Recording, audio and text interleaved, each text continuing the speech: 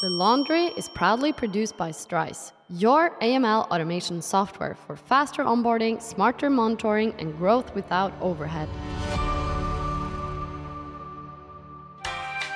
Hey, producer Matt here. We just wanted to flag that the situation in Syria is very fast moving right now.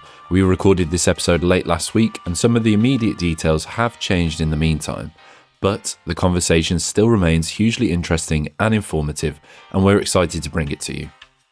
If you're looking for key updates on sanctions in Syria, you could do a lot worse than check out our guest Luma Zitani's LinkedIn. On with the show. The State Department and the Treasury Department are trying to wrap their heads around what unpicking this, not layers of an onion, but as somebody said, a tangled string of Christmas lights that you're trying to unwrap without breaking everything.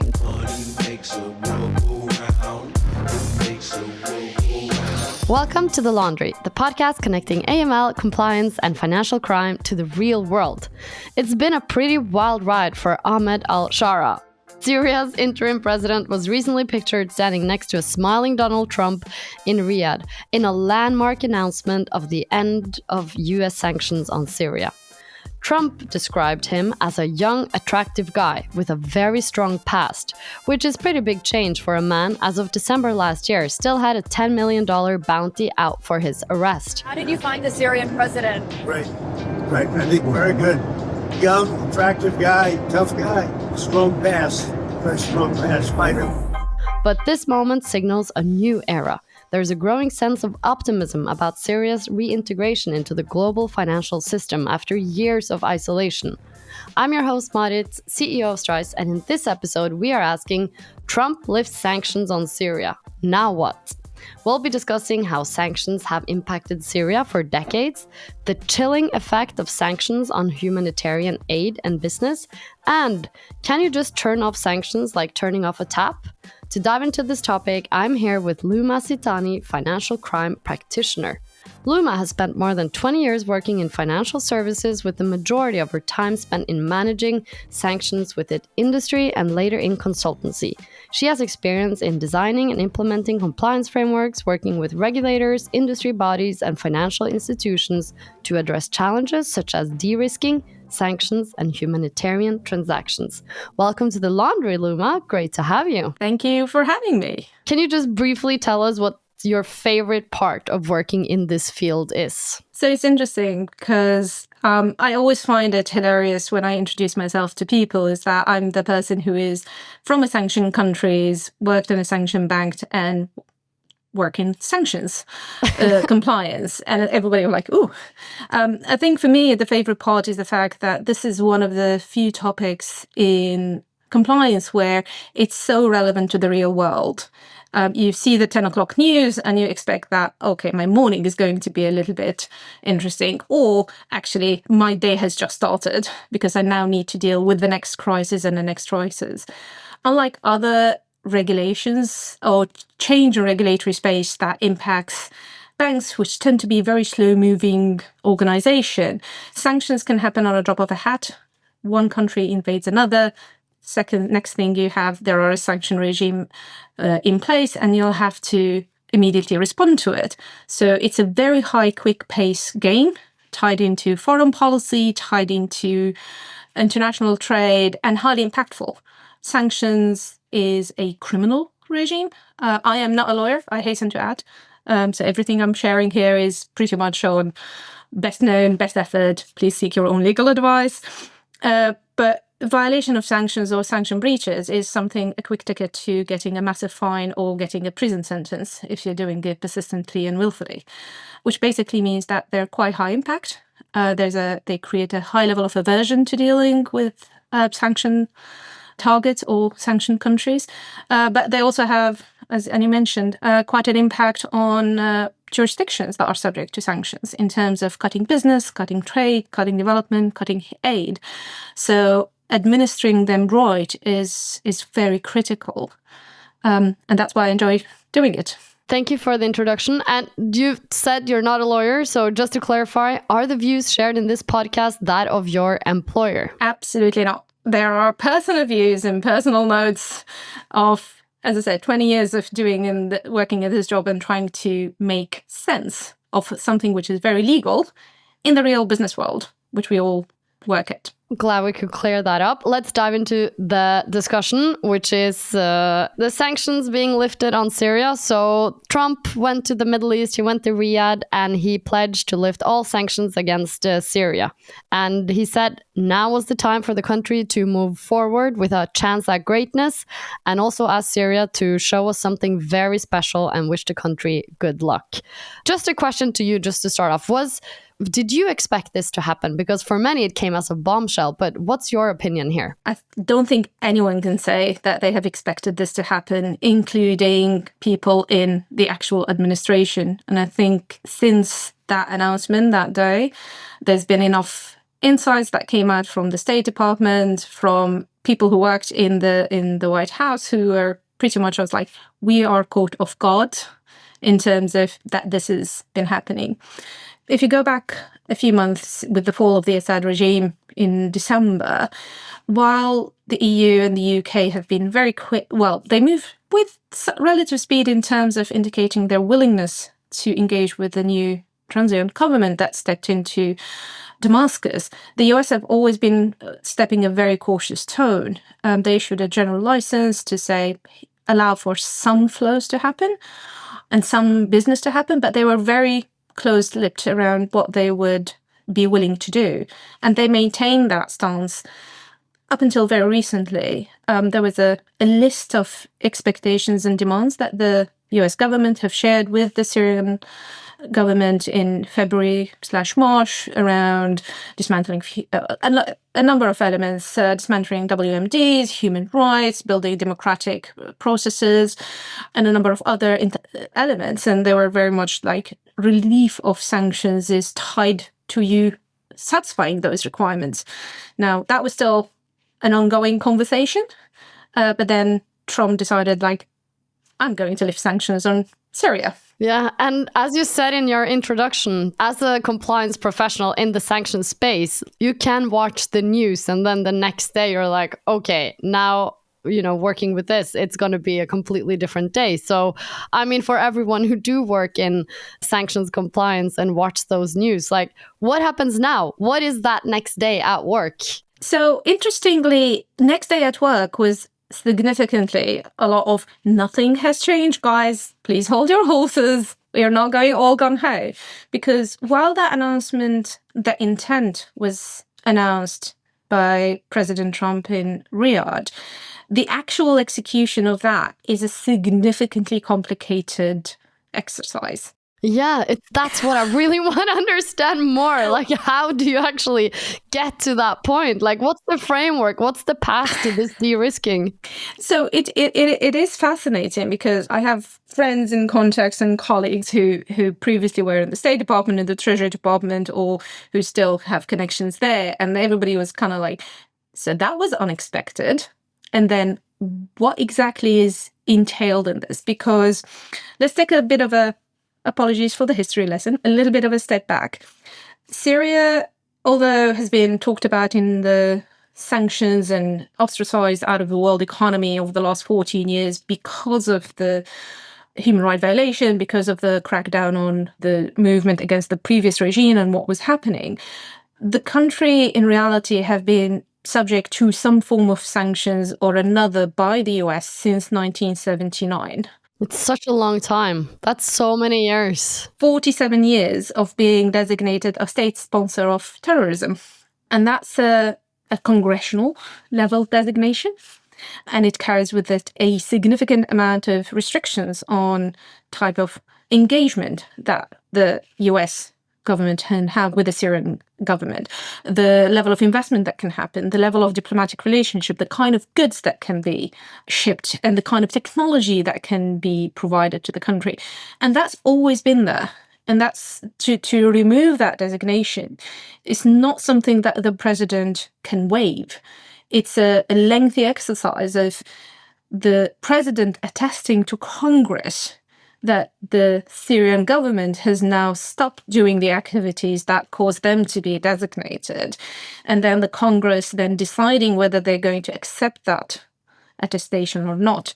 So there's a very robust check and challenge in place. And that's the first layer that is in place. But then since then, there's a whole raft of congressional acts. Iran Threat Reduction Syria Human Rights Act, that was 2012. Before that, Syria Accountability Act, and that was more to do with Lebanon and Syria's presence there, and that was in early 2000s. And then, of course, last but by no means least, Caesar Act that was introduced later on, and that was the most impactful one because that's the one that brought in a whole raft of restrictions, not on just the country or the government, but also on any foreign operator who was willing to continue to deal with the country in a sizable, say, what is called secondary sanctions. So it's not that you can't deal with Syria as a US firm, Mr. European company. If you are going to deal with Syria in any meaningful way, we can designate you as somebody who is an enabler of a sort. And that kind of cut off the country completely. And that was the whole host. And all of those, again, are congressional acts.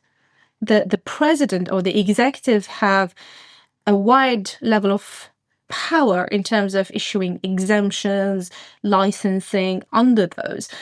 But those, again, are subject to robust checks and challenges by Congress to make sure that they're being executed appropriately. What do you think is the timeline then for all of this kind of going through Congress and then eventually trickle down into the, sanction screening systems in banks? So it's interesting. There are a few things that can happen pretty quickly. So there are things where they can remove designations potentially that are made under those acts. And that will mean a certain entity might no longer be listed. Such as a specific business or? Specific business, Central Bank of Syria, for example, Commercial Bank of Syria, any of those named entities, because they will be designated under any one or multiple of those acts. So that's one way. I was actually connecting or trying to connect with the new head of the Syrian Central Bank on LinkedIn because he actually accepted my connect request and replied. And I was, please come on the laundry to explain, there's so many viewers who would like to hear your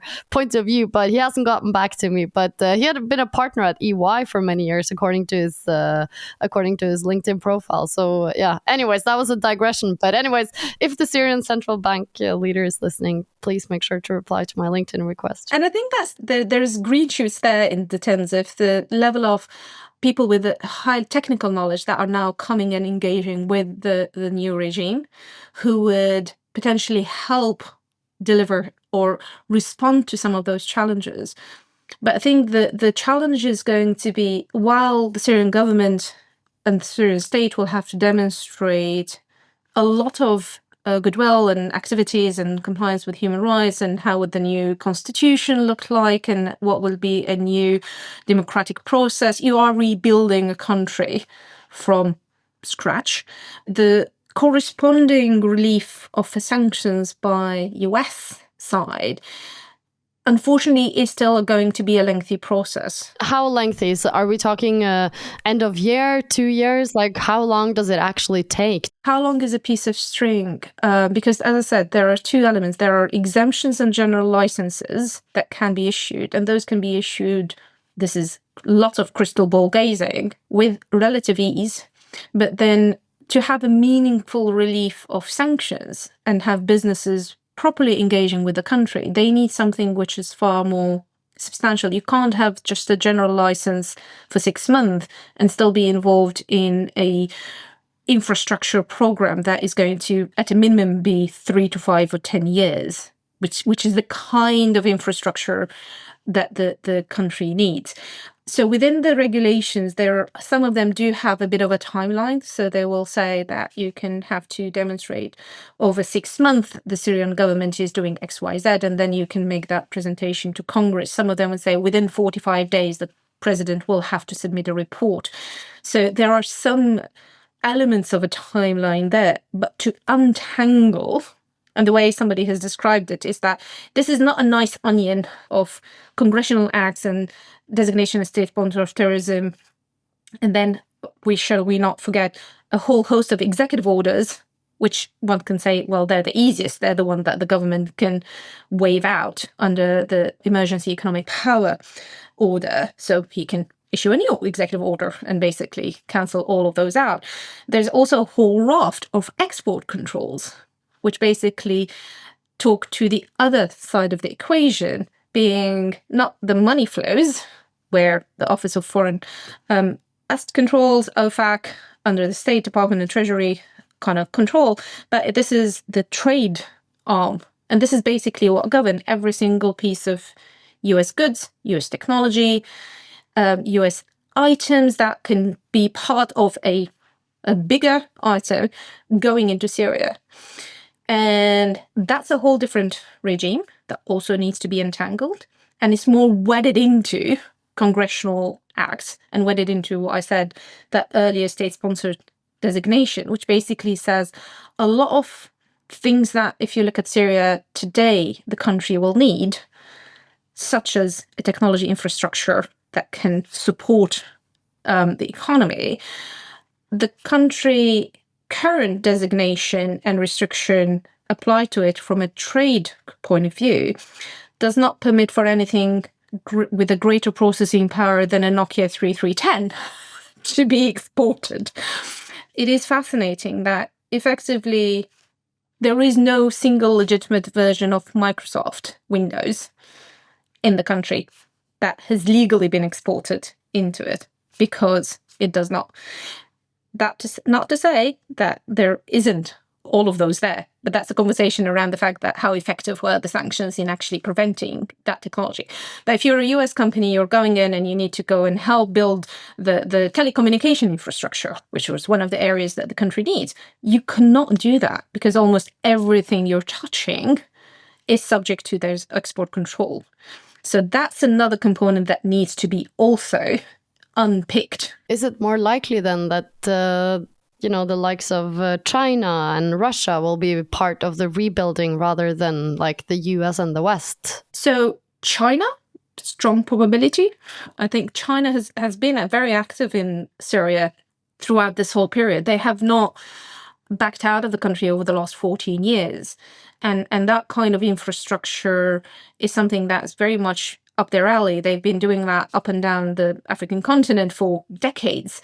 And of course, Huawei and other telecom companies will be more than happy to build a 5G infrastructure for the country. The question is there going to be the political will to engage there, considering the tension? Maybe the GCC countries will engage, I guess. So GCC countries, and again, this is not veering into a foreign policy conversation, because I think that's very much up to what would be the unfolding and how it unfold. They have definitely indicated their willingness to underwrite this exercise. So, for example, Qatar has said that they are going to fund the payroll for the Syrian government after the fall of the Assad regime. They haven't been able to do so because of US sanctions. How so? Because they kind of got into, the line was, we're unable to deliver on that promise because of US sanctions. Now, whether that now shifts, but then the intent is now there. And would that then help countries and companies, and more importantly, banks, to kind of like, oh, we might want to be engaged in this transaction now because there is an intent that this is something that is aligned to US foreign policy interest, and as such, we are not going to be potentially penalized.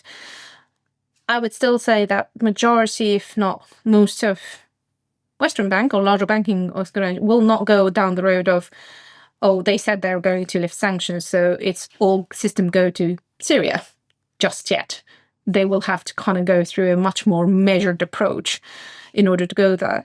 And going back to your question of you're a compliance officer and you wake up to the news, or you're there and you hear the news, I think the immediate thing was, and I don't know for any colleagues who were on their desk at that point, is how do I manage expectations for my businesses and my clients who are now thinking, it's all system go to Syria. It's actually not yet. This is still a long process. Live on stage at Venue 81 in Stockholm. Want to energize your next event with something truly unexpected? Live on stage from Shoreditch Studios in London. The Laundry Live brings financial crime and compliance to life on stage, with laughs, insights, and a healthy dose of drama. Live on stage at the Ministry of Sound in London. From packed out venues to intimate in-house tapings, we've done it all. A live recording of The Laundry is the perfect way to engage your audience and bring fresh energy to your agenda. Stockholm, please make some noise! We love hitting the road, so if you're planning an event, why not add a little podcast magic? Email us at laundry@strise.ai to get started. We'll bring the microphones, you bring the crowd. We'll continue the discussion over pizza afterwards. I'm interested to learn more.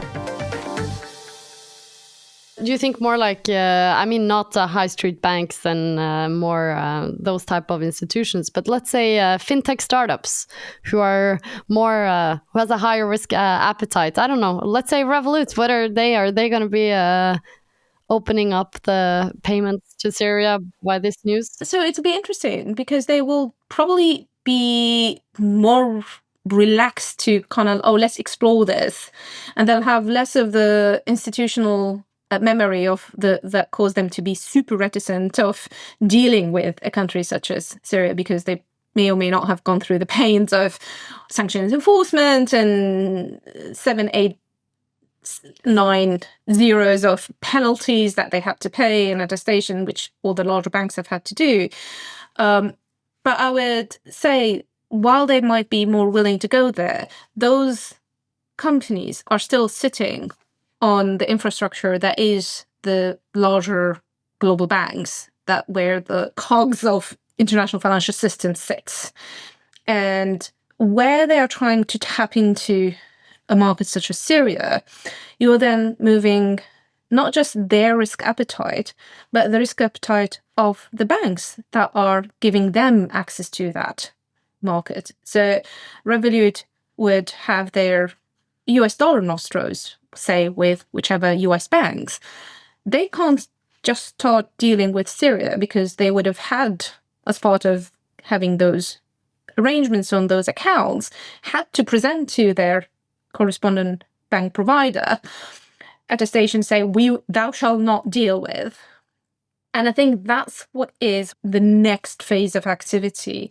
While the State Department and the Treasury Department are trying to wrap their heads around what unpicking this, not layers of an onion, but as somebody said, a tangle string of Christmas lights. Yeah.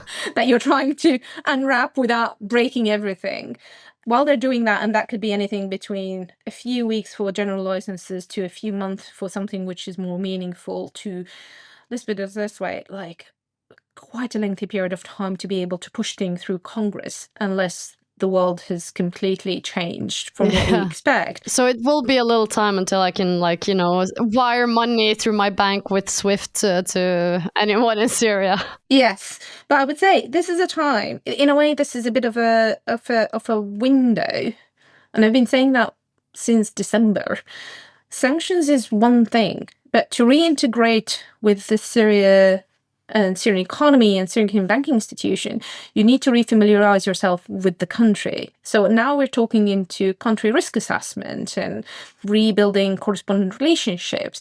And remember, the country had a very vibrant private banking sector in 2010, 2011, which got disconnected fully because it was cut off through sectoral sanctions impacting provisions of financial services.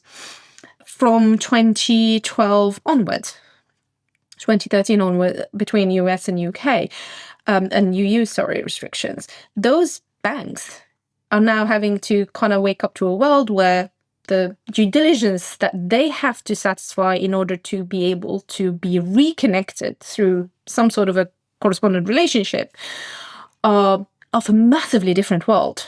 So there's a huge amount of learning and capacity building on both sides. You have international banks that need to understand, what are we dealing with here? And then there is local banks who are trying to catch up on 14 years of significant growth in the level of controls and expectations that a bank needs to meet in order to be able to probably be plugged into the financial system. So in a way, there's a blessing in disguise in the fact that sanctions can't be woven off, because I think that's your last chance window in order to make, as a bank, of how can I integrate safely? How can I find who is my local partner who has the best, most robust controls that I can upskill very, very quickly, so there is a safe local partner that I can deal with. And then if you do get the governor on the show, it's very much on and getting Syria entire due diligence of regulatory framework, which does exist. They do have reasonably sensible legal framework for managing money laundering and sanctions and bribery and corruption is in place, but to get it all up to speed of 14, 15 years of development, and then the infrastructure supporting it. So what you're saying is that all the KYC, AML tech providers are gonna all flock to Syria now. Huge market. Zero competition yet. Like, first one who gets there can get the business. It is interesting because I'm kind of, since last week, I've suddenly like, oh, so what, like world check and screening and how do you know? And like, what are these tools and who's there and whatever. I was like, there's a massive demand and need now for people to be able to do due diligence or uplift the level of due diligence that you can do. Charities and humanitarian operators who have been able to, well, the only party who has been able to maintain meaningful operation in Syria over the last 14 years, have learned the hard way the importance of what level of due diligence they needed to apply on local partners, because their banks effectively told them, if you want to continue to operate, this is what you have to do. And they did it. Now everybody else needs to catch up, and there's not enough providers out there. Like, the amount of intelligence that you can tap into to understand who, what, where, who's the beneficial owners, who's actual controller. Because again, these are all concepts, remember, the last 10 years, 5 years even, like, oh, it's 50% ownership. But now we're talking about connected to, controlled by. These are very nuanced concepts that everybody will need to wrap their head around and understand. How does that then apply to a country such as Syria, with a very diverse setup of business, private, public, that has been operating disconnected from those expectations for 14 years. I was just super curious because there's Companies House. And what's the equivalent in Syria? Is there any? Has anything been maintained throughout these last 14 years? There is a commercial register.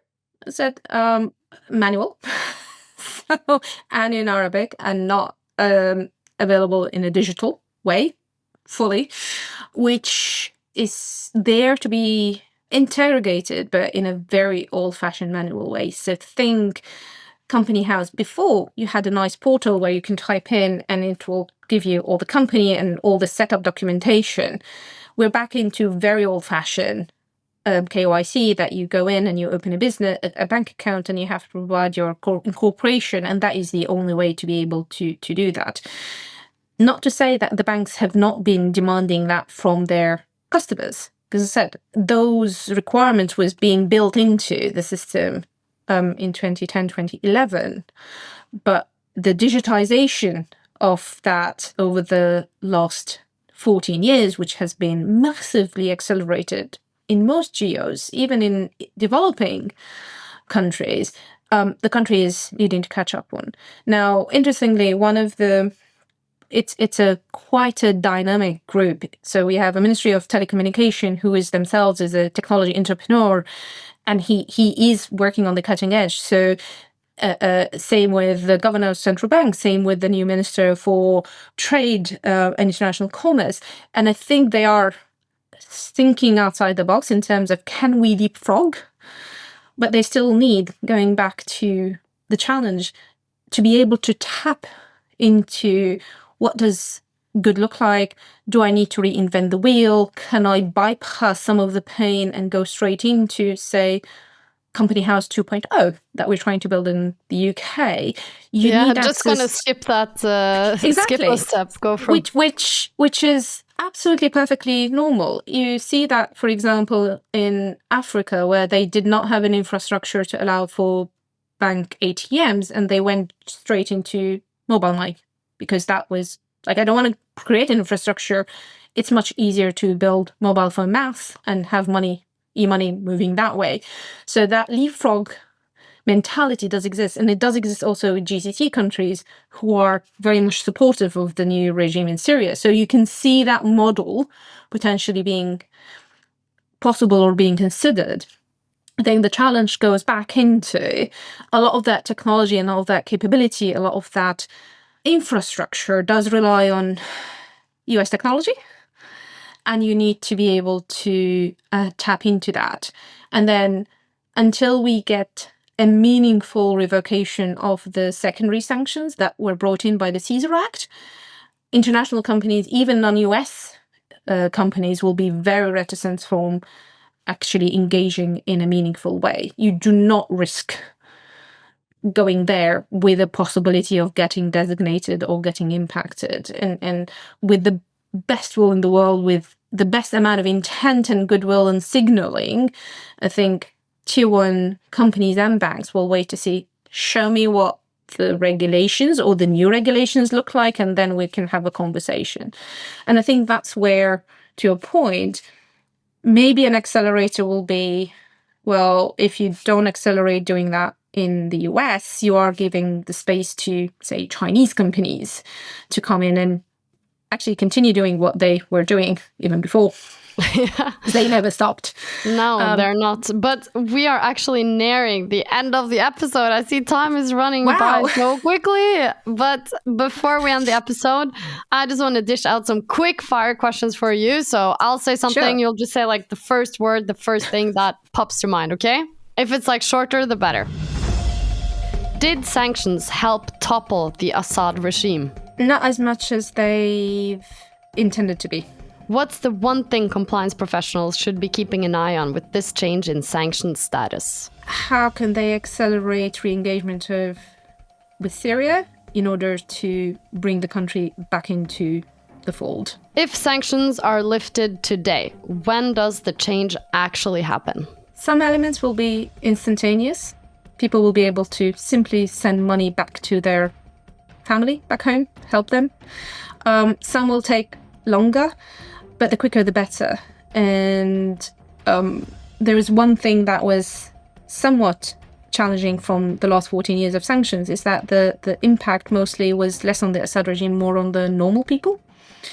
And now the slowness in lifting those sanctions, or the execution or translation of those sanction easing into actual business, is now becoming, sanctions are just a bad thing per se, and they need to be removed. So I would say that's the most important thing, is to bring the country back into the fold quickly enough. What comes next for Syria? The possibilities are endless. This is a young country, very dynamic population, very smart. They have navigated through very tough period. They have a historic opportunity to build anew and build right. And I think if we play our cards right, and say we, because I am Syrian as well as British, but we have an opportunity to actually build something fantastically amazing if we are right in the steps that are being taken. And that's kind of goes into building an inclusive, modern state, bringing everybody on board, probably plugged into the international system, because in my head, again, that integration into the international community, that also serves as a safeguard for not descending into another ostracized regime or another regime which is unchecked and unchallenged. Unfortunately, we are short of good precedent in that sense. If you think Iraq post 2003, Libya 2010, you haven't had a fantastic setup afterwards. You still have a lot of turbulence and instability. I would hope that we will be able to avoid that in Syria. It's a bit like Donald Trump said, actually, that it was the time to move forward and a chance at greatness for Syria.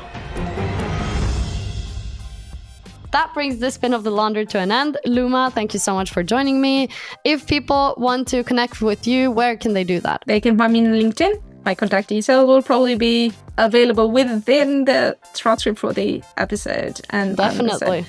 I am happy to talk all things Syrian. If anybody wants to chat, all things challenging, how can I unwind out of sanctions? What technology can help me in order to navigate sanctions? By all means, ping me and I'll happy to chat. Money makes the world go round. And thanks to everyone who is listening. If you've enjoyed this episode, go check out the back catalog of 7 seasons and more than 120 episodes, and follow The Laundry on your podcast platform of choice. Please share the podcast on your social media channels, tell a colleague about it, give us a 5-star rating, drop us in a group chat. It really helps people find us.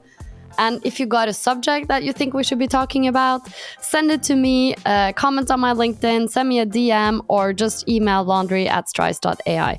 Your host for this episode was me, Marit. Our producer was Matthew. Our editor was Dominic. Our engineer was Nicholas. And The Laundry is proudly produced by Strise. We automate your AML work.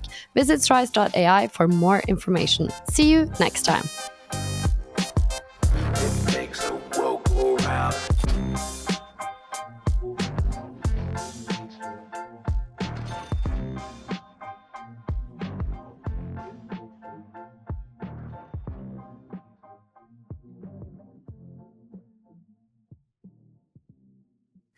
The Laundry is proudly produced by Strise, your AML automation software for faster onboarding, smarter monitoring, and growth without overhead.